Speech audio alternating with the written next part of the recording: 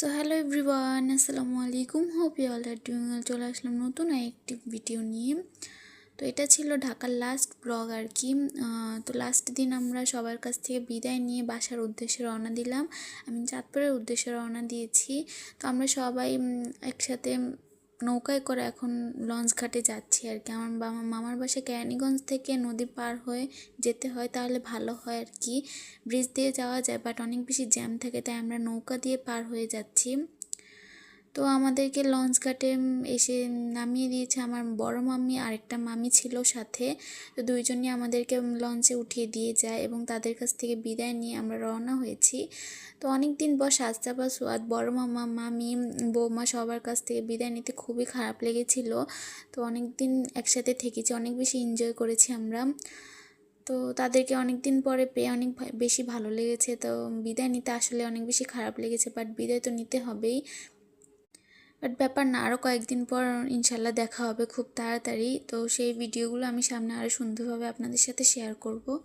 দেন আমাদের যাওয়ার কথা ছিল 3:30টার লঞ্চে, বাট আমরা 3:30টার লঞ্চটা আর ধরতে পারিনি। তো আমরা 4:30টার লঞ্চে গিয়েছি, 1 ঘন্টা ওয়েট করে আমরা এই লঞ্চটা পেয়েছি আর কি।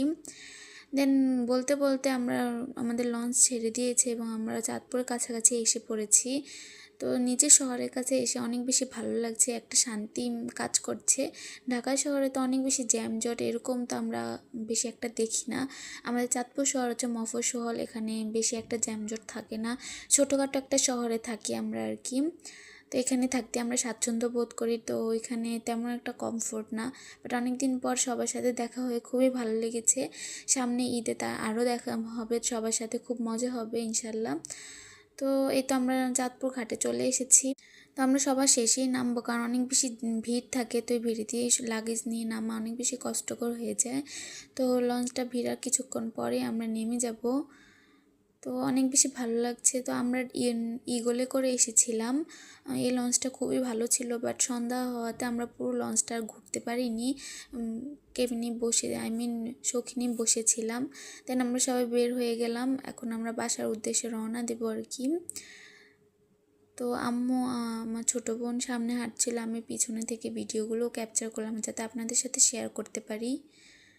দেন আমরা একটা অটোতে করে এখন বাসার উদ্দেশ্যে রওনা দিলাম। দেন আসার সময় আম্মু ক্যাফে জেল থেকে রুটি আর হালিম নিয়ে এসেছে, যেন রাতে খাওয়া যায় আর কি। অনেক জার্নি করে এসেছে, অনেক ক্ষুধাও লেগেছিল। তো এই ছিল ঢাকার শেষ ভিডিও। আশা করছি আমার ভিডিওগুলো সবার কাছে খুব ভালো লেগেছে। দেখার জন্য সবাইকে অনেক অনেক ধন্যবাদ। সামনে আরও সুন্দর সুন্দর ভিডিও আসতে যাচ্ছে, সবাই আমার চ্যানেলটাকে সাবস্ক্রাইব করবেন। তো আজকে এখানে বিদায় নিচ্ছি, আল্লাহ হাফিজ।